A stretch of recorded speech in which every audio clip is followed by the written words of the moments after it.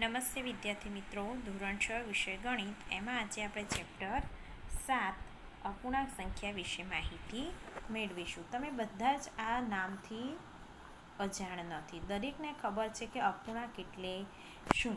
તો પણ આપણે એકવાર રિવાઇઝ કરી લઈએ કે અપૂર્ણાંક એટલે શું.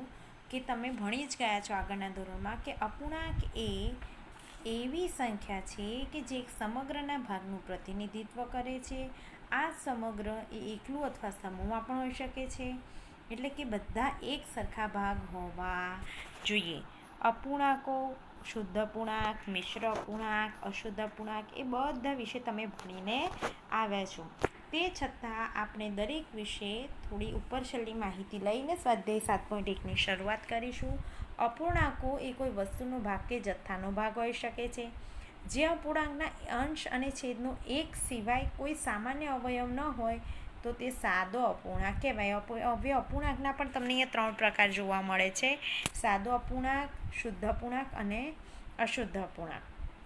એના પછી ચોથો છે મિશ્ર અપૂર્ણાંક.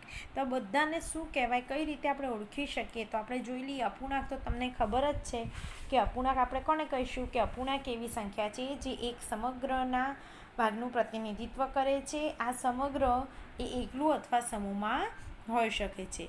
જે અપૂર્ણાંકના અંશ અને છેદને એક સિવાય કોઈ સામાન્ય અવયવ ન હોય તેને સાદું અપૂર્ણાંક કહેવામાં આવે છે. જે અપૂર્ણાંકનો અંશ છેદ કરતાં નાનો હોય એટલે કે અંશ નાનો હોય તેને શુદ્ધ અપૂર્ણાંક કહેવામાં આવે છે અને અંશ મોટો હોય તેને અશુદ્ધ અપૂર્ણાંક કહેવામાં આવે છે. અને એક પૂર્ણાંક સંખ્યા અને એક અપૂર્ણાંક સંખ્યાના સરવાળાથી બનતી સંખ્યાને મિશ્ર અપૂર્ણાંક કહેવામાં આવે છે. ફરીથી કહું છું, એક પૂર્ણાંક સંખ્યા અને એક અપૂર્ણાંક સંખ્યાના સરવાળાથી જે બને છે એ સંખ્યાને મિશ્ર અપૂર્ણાંક કહેવામાં આવે છે. જોઈ લઈએ સ્વાધ્યાય 7.1. છાંયાંકિત કરેલા ભાગનો અપૂર્ણાંક લખો. તમને બધાને ખબર છે કે પહેલી આકૃતિ જે છે એમાં ટોટલ ભાગ છે 1, 2, 3 અને 4. હવે એ 4 ભાગમાંથી 2 ભાગ તમને છાંયાંકિત કરેલા છે. તો હંમેશા ટોટલ ભાગ જે છે એ નીચે છેદમાં આવે. આને કહેવાય છેદ. અને આ જે અહીંયા તમે જે સંખ્યા લખો એને કહેવાય અંશ. તો આ બધાને ખબર જ છે કે ઉપરની સંખ્યાને અંશ કહેવાય, નીચેની સંખ્યાને છેદ કહેવાય. તો પહેલી આકૃતિમાં 4 સરખા ભાગ છે તો 4 છેદમાં આવશે. ટોટલ હંમેશા છેદમાં આવે, કુલ ભાગ હંમેશા છેદમાં આવે. અને એ 4માંથી 2 ભાગને અંકિત કરેલા છે એટલે કે પહેલી આકૃતિનો જવાબ થશે 2/4. એના પછી જોઈએ બીજા નંબરની જે આકૃતિ છે. ટોટલ ખાના એમાં 9 આપેલા છે અને 9માંથી 8 ભાગ અંકિત કરેલા છે. તો 9 હંમેશા ટોટલ ભાગ એટલે કે 9 નીચે આવશે અને 8 ઉપર આવશે એટલે કે 8 9માં આવશે બીજાનો જવાબ. ત્રીજાનો જવાબ બોલ આપેલા છે. ટોટલ 4 બોલ છે એમાં ટોટલ 8 બોલ છે અને એ 8માંથી 4 બોલ અંકિત કરેલા છે. તો ટોટલ ભાગ હંમેશા નીચે આવે એટલે ટોટલ જે છે કુલ બોલ 8 છે અને 8માંથી 4 ભાગ અંકિત કરેલા છે એટલે ત્રીજાનો જવાબ આવશે 4 અષ્ટમાંશ. એના પછી છે ચોથામાં ગોળમાં 4 સરખા ભાગ કરેલા છે એટલે ભાગ કરેલું હંમેશા નીચે એટલે 4 ને એ 4માંથી એક ભાગમાં ચિત્ર દોરેલું છે એટલે એનો જવાબ આવશે 1/4. એના પછીની આકૃતિમાં 1, 2, 3, 4, 5, 6 અને 7. તો ટોટલ 7 ભાગ છે અને એ 7માંથી 3 ભાગ અંકિત કરેલા છે તો 3 સપ્તમાંશ આવશે. એના પછીનો ભાગ છે, એના પછી છે કેટલા ફૂલ છે તો કે 12 ફૂલ છે અને એ ફૂલમાંથી 3 ફૂલ અંકિત કરેલા છે. એના પછી આવે છે પેન્સિલવાળો જે ભાગ છે એ 10 પેન્સિલ છે અને 10માંથી 10 પેન્સિલ શું કરેલી છે અંકિત કરેલી છે એટલે 10/10 એનો જવાબ આવશે. અને છેલ્લાનો જવાબ આવશે ટોટલ 9 ભાગ છે અને એ 9 ભાગમાંથી 4 ભાગ અંકિત કરેલા છે. 1, 2, 3 અને 4 એટલે કે 4/9 એનો જવાબ છે. એના પછી જોઈએ ટોટલ ભાગ છે 8. આ આકૃતિની વાત કરું છું. ટોટલ ભાગ છે 8 અને એ 8માંથી એમણે 4 ભાગ અંકિત કરેલા છે એટલે કે 4 અષ્ટમાંશ આવશે. અને છેલ્લી આકૃતિ છે પતંગિયા જેવી આકૃતિ દેખાય છે. એમાંથી 2 ભાગ છે અને એ 2 ભાગમાંથી 1 ભાગ અંકિત કરેલો છે એટલે 1/2 એનો જવાબ આવશે. દાખલા નંબર 2 જોઈ લઈએ. આપેલા અપૂર્ણાંક મુજબ રંગ ભરો.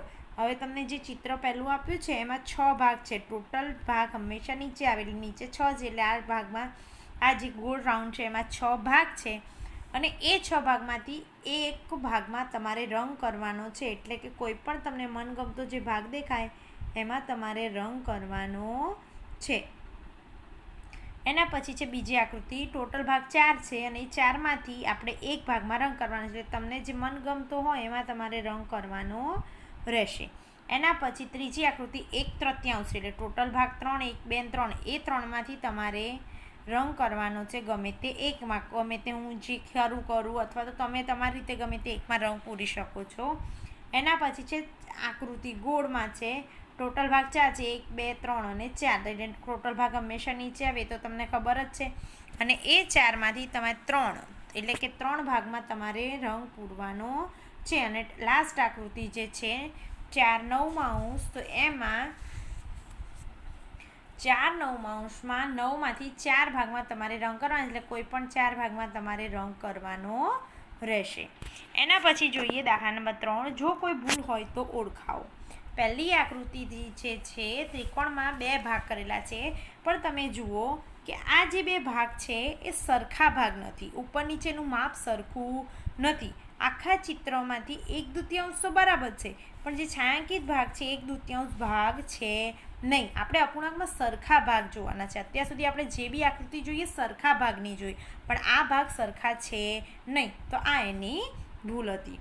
બીજી આકૃતિ છે 1/4. એમાં 2 ભાગ નાના ચોરસ સ્વરૂપે છે, બીજા 2 ભાગ લંબચોરસ સ્વરૂપે છે.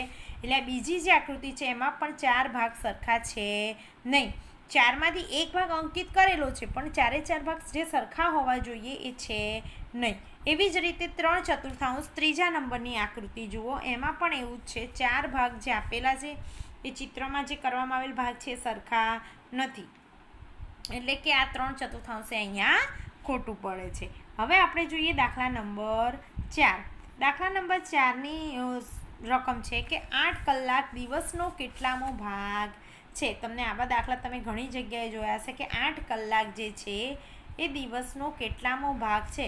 હવે તમને બધાને ખબર છે કે એક દિવસમાં 24 કલાક હોય છે. એટલે એક દિવસમાં 24 કલાક હોય તો 8 કલાક માગ્યા પ્રમાણેનો ભાગ તો 8 કલાક અને દિવસનો કેટલામો ભાગ તો 8 કલાક છેદમાં 24.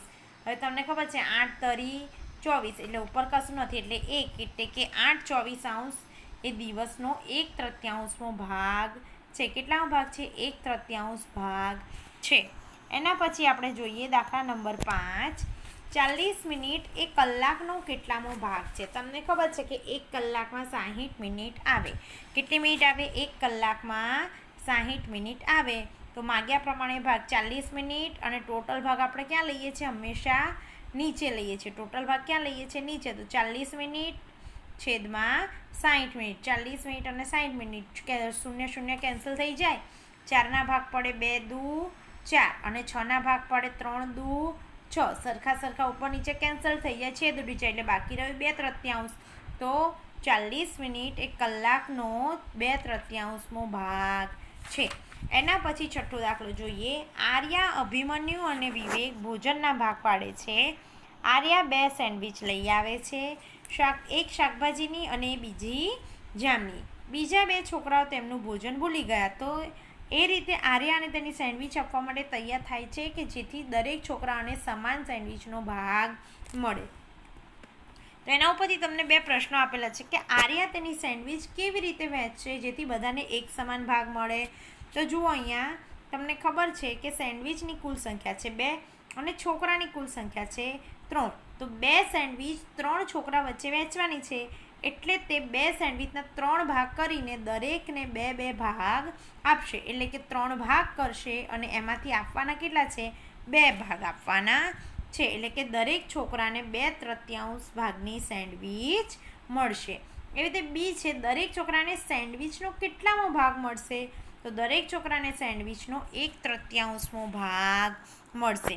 એના પછી જોઈએ દાખલા નંબર 7. કંચન કપડાને ડાય કરે છે અને તે 30 કપડાને ડાય કરે છે. તેણે 20 કપડાને ડાય કરી લીધી. તો તેણે કેટલામાં ભાગના કપડાને ડાય કરી? એની જોડે ટોટલ કપડાં કેટલા હતા? તો કે કુલ કપડાં હતા 30 અને એમાંથી ડાય કરેલા કેટલા છે? તો કે 20. તો મેં તમને હંમેશા કીધું કુલ ક્યાં આવે? હંમેશા છેદમાં આવે. તો ડાય કરેલા ડાય કરી દીધેલા કપડાના અપૂર્ણાંક તમારે શોધવાનો છે. તો ડાય કરી દીધેલા કપડાની સંખ્યા અને છેદમાં કુલ સંખ્યા. તો 20/30. તો 20/30 એટલે 0 કેન્સલ થઈ જાય. 2/3 કપડાને ડાય કરી. એના પછી જોઈએ દાખલા નંબર 8. 2 થી 12 સુધીની પ્રાકૃતિક સંખ્યા લખો અને તેમના કેટલામાં ભાગની અવિભાજ્ય સંખ્યાઓ છે. હવે 2 થી 12 સુધીની પ્રાકૃતિક સંખ્યામાં બધી જ આવી જાય. 2, 3, 4, 5, 6, 7, 8, 9, 10, 11 અને 12. અહીંયા કુલ પ્રાકૃતિક સંખ્યા 2 થી 12 એટલે કે ટોટલ કેટલી છે આ સંખ્યાઓ? તો કે 11 છે. હવે 2 થી 12માં અવિભાજ્ય સંખ્યા કેટલી છે? તો કે 2, 3, 5, 7 અને 11. તો આ સંખ્યા ટોટલ કેટલી છે? 5 અવિભાજ્ય છે અને ટોટલ સંખ્યા છે 12.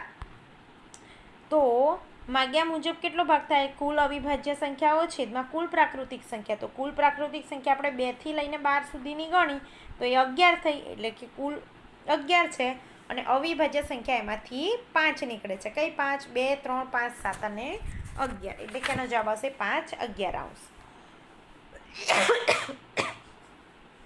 આગળ જોઈએ દાખલા નંબર 9. 102 થી 113 સુધીની પ્રાકૃતિક સંખ્યા લખો. તેમાંના કેટલામાં ભાગની અવિભાજ્ય સંખ્યા છે? આ પણ સેમ ટુ સેમ છે, પણ 102 થી 113ની પ્રાકૃતિક સંખ્યા તમને આપેલી છે. 102, 3, 4, 5, 6, 7, 8, 9, 10, 11, 12 અને 13. એટલે ટોટલ પ્રાકૃતિક સંખ્યા થઈ 12. એ 12માંથી અવિભાજ્ય સંખ્યા કેટલી આવે છે? તો કે 103, 107, 109 અને 113. એટલે ટોટલ અવિભાજ્ય સંખ્યા આવે છે 4. તો કુલ 12માંથી 4 અવિભાજ્ય સંખ્યા છે, એટલે એનો ગુણાકાર, એનું અવિભાજ્ય અપૂર્ણાંક સ્વરૂપ થશે 4/12. એના પછી જોઈએ દાખલા નંબર 10. આપેલ વર્તુળ જેમાં ચોકડી છે એનો અપૂર્ણાંક શું છે? હવે જુઓ, તમને 4 ને 4 8 આપેલા છે, એટલે કુલ વર્તુળ કેટલા આપેલા છે? તો કે 8. એ 8માંથી કેટલામાં ચોકડી કરેલી છે? તો કે 4 વર્તુળમાં ચોકડી કરેલી છે. તેનો અપૂર્ણાંક શું થાય? ટોટલ સંખ્યા હંમેશા નીચે આવે, તો ટોટલ 8 છે ને એમાંથી 4માં વર્તુળ છે, તો 4/8 તમારો આન્સર છે. એના પછી જોઈએ, ક્રિસ્ટીનને તેના જન્મદિન પર સીડી પ્લેયર મળ્યું. તેણીએ 3 સીડીઝ ખરીદી હતી અને 5 બીજી ભેટમાં મળી. 3 એણે ખરીદી અને 5 ભેટમાં મળી, એટલે ટોટલ થઈ 8. કુલ કેટલી થઈ એની જોડે? 8 સીડી. એના દ્વારા ખરીદી કરેલ સીડીઝની સંખ્યાને ભેટમાં મળેલ સીડીઝની સંખ્યા કુલ સીડીઝને સંખ્યાનો કયો અપૂર્ણાંક ભાગ છે? હવે જુઓ, ખરીદી હતી કેટલી? 3. ભેટમાં મળી 5. તો કુલ કેટલી થઈ? તો કે 8 થઈ. હવે આપણે એનો અપૂર્ણાંક શોધવાનો છે, ખરીદેલો અને કુલનો. તો કુલ 8 હતી, એમાંથી ખરીદેલી કેટલી હતી? 3. તો એનો અપૂર્ણાંક થાય 3/8. અને ભેટમાં મળી હતી એનો અપૂર્ણાંક આપણે જોવા જઈએ તો ભેટમાં મળી હતી 5, એટલે કે ટોટલ હતી 8, એમાંથી ભેટમાં મળી 5, એટલે કે 5/8 એનો આન્સર આવે. અને પહેલાંનો આન્સર આવે ખરીદેલો વાળાનો અપૂર્ણાંક જોઈએ તો 3/8 આવે. એના પછી આપણે જોઈએ, તમને ખબર છે કે આપણે સંખ્યા રેખા દોરતા હતા, જેમાં બધાનું માપ વચ્ચે કેટલું હતું? 1 સેમી જેટલું માપ હતું. તો આપણે અત્યારે જે સંખ્યા રેખા શીખીશું એમાં અપૂર્ણાંકવાળી સંખ્યા રેખાઓ શીખવાની છે. હમણાં આપણે જોયું કે શુદ્ધ અપૂર્ણાંક કોને કહીશું, અશુદ્ધ અપૂર્ણાંક કોને કહીશું અને મિશ્ર અપૂર્ણાંક કોને કહીશું. તો જુઓ, તમને ઉદાહરણ 1 આપેલું છે, મિશ્ર અપૂર્ણાંકમાં ફેરવો. પછી તમને મિશ્ર અપૂર્ણાંક હોય એનો અપૂર્ણાંક સ્વરૂપમાં ફેરવો, એ રીતે બધું તમને અલગ અલગ આપેલું છે. તો આપણે હવે સીધું સ્વાધ્યાય 7.2 ચાલુ કરીએ છીએ. સ્વાધ્યાય 7.2માં જોઈ લઈએ દાખલા નંબર 1 કે સંખ્યા રેખા દોરો અને તેના પર બિંદુઓ દર્શાવો. તમને પહેલો રકમ આપી છે 1/2, 1/4, 3/4 અને 4/4. તો આને સંખ્યા રેખા પર દર્શાવવું ખૂબ જ સહેલું છે. એના માટે આપણે જોઈ લઈએ કે સંખ્યા રેખા માટે આપણે શું ધ્યાન રાખવાનું છે. સંખ્યા રેખા પર આપણે અપૂર્ણાંક દર્શાવી શકીએ છીએ. સંખ્યા રેખા પર અપૂર્ણાંક દર્શાવવા માટે 0 થી 1 વચ્ચે આવેલા અપૂર્ણાંકના છેદ જેટલા સરખા ભાગ કરવામાં આવે છે. 1/2, 1/3, 2/5 આ બધા શુદ્ધ અપૂર્ણાંક છે અને 7/3, 9/2, 11/4 એ બધા અશુદ્ધ અપૂર્ણાંક છે. અને 2 પૂર્ણાંક, 3/4, 3 પૂર્ણાંક, 1/2, 5 પૂર્ણાંક, તો 2/3 આ બધા મિશ્ર અપૂર્ણાંક છે. શુદ્ધ અપૂર્ણાંકની કિંમત 1 કરતાં ઓછી હોય છે અને અશુદ્ધ અપૂર્ણાંકની કિંમત 1 કરતાં વધારે હોય છે. જે અપૂર્ણાંકના અંશ અને છેદ સરખા હોય તે અપૂર્ણાંકની કિંમત 1 હોય છે. અશુદ્ધ અપૂર્ણાંકના અંશને ભાજ્ય અને છેદને ભાજક તરીકે લઈ ભાગાકાર કરતા ભાગફળ શેષ અને ભાજક દ્વારા મિશ્ર સંખ્યા મળે છે. મિશ્ર અપૂર્ણાંક એમાં શું હોય? ભાગફળ, શેષ અને ભાજક. મિશ્ર અપૂર્ણાંકનું અશુદ્ધ અપૂર્ણાંકમાં રૂપાંતર કરવું હોય તો ભાગફળ ગુણ્યા ભાજક વત્તા શેષ છેદમાં ભાજક. આપણે પહેલો દાખલો જોઈ લઈએ. સંખ્યા રેખા પર દર્શાવવાના છે બિંદુ 1/2, 1/4, 3/4 અને 4/4. આ તમારી રકમ છે. હવે જુઓ તમે, દરેકના છેદમાં 4 છે પણ 1/2ના છેદમાં 4 નથી. તો આપણે શું કરવા પડે? 1/2ના છેદમાં 4 લાવવા માટે અંશ અને છેદ બંનેને 2 વડે ગુણવા પડે. તો 1/2 છે અને 2 અંશ અને છેદ બંનેને 2 વડે ગુણું તો 2 એકા 2 અને 2 દૂ 4, એટલે એનો આન્સર આવે 2/4. હવે તમે જોઈ શકશો નવી રકમ કે 2/4, 1/4, 3/4 અને 4/4. એમ કહીને ટોટલ 4 રકમ જે આપી છે એને આપણે સંખ્યા રેખા પર દર્શાવવાની છે. સંખ્યા રેખા પર 0 અને 1 બે બિંદુઓ લઈ તેમની વચ્ચેના ભાગના 4 સરખા ભાગ પાડો. બરાબર? જુઓ અહીંયા અપૂર્ણાંકનો છેદ 4 છે. હવે દરેક ભાગ 1/4નો ગુણક હોવાથી પહેલો ભાગ 1/4, બીજો ભાગ 2/4, ત્રીજો ભાગ 3/4 અને ચોથો ભાગ 4/4 દર્શાવે છે. એટલે કે તમે જે સાદી સંખ્યા રેખા દોરો છો 0, 1, 2, 3, 4, એમાં 0 અને 1ની વચ્ચે તમારે આ 4 ભાગ દર્શાવવાના છે. એટલે બિંદુ એને આપણે 1/4, 2/4 ને બી બિંદુ, 3/4 ને સી બિંદુ અને 4/4 ડી બિંદુ એમ નામ આપીશું. એવી રીતે છે બી 1 અષ્ટમાંશ, 2 અષ્ટમાંશ, 3 અષ્ટમાંશ અને 7 અષ્ટમાંશ આપેલા છે. બરાબર? સંખ્યા રેખા દોરો. 0 અને 1 બે બિંદુઓ લઈ તેમની વચ્ચે 8 સરખા ભાગ પાડો. કારણ કે આપણે દર્શાવવાના બધા અપૂર્ણાંકનો છેદ કેટલો છે? 8 છે. એટલે દરેકના 8 સરખા ભાગ પાડવાના છે અને દરેક ભાગ 1 અષ્ટમાંશનો ગુણક હોવાથી પહેલો ભાગ 1 અષ્ટમાંશ, બીજો 2 અષ્ટમાંશ, ત્રીજો 3 અષ્ટમાંશ, ચોથો 4 અષ્ટમાંશ, પાંચમો 5 અષ્ટમાંશ, છઠ્ઠો 6 અષ્ટમાંશ, 7 અષ્ટમાંશ, 8 અષ્ટમાંશ એવી રીતે દર્શાવે છે. એટલે કે આપણે એ બધું દર્શાવી લઈએ. પછી આપણી જોડે કેટલી રકમ હતી? તો કે 1 અષ્ટમાંશ. તો 1 અષ્ટમાંશને હાઇલાઇટ કરીને ત્યાં બિંદુ એ આપો. 2 અષ્ટમાંશને હાઇલાઇટ કરીને બિંદુ બી આપો. 3 અષ્ટમાંશને હાઇલાઇટ કરીને સી આપો અને 7 અષ્ટમાંશ એટલે એનો 7મો ભાગ છે એટલે 7 અષ્ટમાંશને હાઇલાઇટ કરીને બિંદુ ડી આપો. એને આપણે અલગ અલગ નામ આપી દીધા છે. એવી રીતે 2 પંચમાંશ, 3 પંચમાંશ, 8 પંચમાંશ અને 4 પંચમાંશ બધાના છેદ સરખા છે. એટલે 0 અને 1ની વચ્ચે તમારે આ બધા દર્શાવવાના છે. 8 પંચમાંશ એ 1થી મોટો છે. એટલે કે 1.3 પંચમાંશ પરથી સમજાય કે 8 પંચમાંશ એ 1 અને 2ની વચ્ચે મળશે. એટલે તમારે 0, 1 અને 2 એવી રીતે સંખ્યા રેખા પર દર્શાવવાના છે. તમારે 8 પંચમાંશ સિવાયની બધા જે રકમ છે 2 પંચમાંશ, 3 અને 4 પંચમાંશ એ તમારે 0 અને 1ની વચ્ચે દર્શાવવાના છે. તમે જોઈ શકો છો. અને અનુક્રમે એ બી સી બિંદુ નામ આપ્યું છે. અને 1 અને 2ની વચ્ચે તમારે 8 પંચમાંશને દર્શાવવાના છે. એના પછી જોઈએ દાખલા નંબર 2. નીચે આપેલાને મિશ્ર અપૂર્ણાંક સ્વરૂપમાં દર્શાવો. 20/3. હવે આનો તમે ગુણાકાર ભાગાકાર કરો. 20/3 તો 3, 6, 18. તો 20માંથી 18 જાય તો શેષ વધી 2. હવે તમને ખબર છે કે મિશ્ર અપૂર્ણાંકમાં ફેરવવા માટે ભાગફળ, શેષ અને ભાજક એ આવી રીતે લખવામાં આવે છે. તો ભાગફળ કેટલા હતા? તો કે ભાગફળ હતું 6. ભાગફળ કેટલું હતું? 6 હતું. તો ભાગફળની જગ્યાએ 6, શેષ કેટલી હતી? 2. તો 2 શેષની જગ્યાએ ઉપર અંશમાં અને ભાજક છેદમાં આવે. તો ભાજક કેટલા હતા? તો કે 3. તો 6.2/3. આ આપણું મિશ્ર સ્વરૂપ થયું. એવી રીતે બીજું છે 11 પંચમાંશ. તો 11 તમે 5 કરો તો 5 દુ કેટલા થાય? 10 થાય. તો શેષ વધી 1. તો હવે ભાગફળ કોને કહેવાય? તો કે ભાગફળ 2ને કહેવાય. તો 2.1 પંચમાંશ. ભાગફળ 2, 1 શેષ છે અને 5 જે છે એ ભાજક છે. એટલે એનું અપૂર્ણાંક સ્વરૂપ થશે 2.1 પંચમાંશ. એના પછી છે ત્રીજું 17/7. તો 17/7 કરો એટલે એનું શેષ આવે 3, ભાગફળ હતું 2 અને ભાજક હતું 7. એટલે એનું અપૂર્ણાંક સ્વરૂપ આવે 2.3 સપ્તમાંશ. એવી રીતે ડી, ઈ અને એફ આપેલું છે, તમને તમારે જોઈ લેવાનું છે. એના પછી છે દાખલા નંબર 3.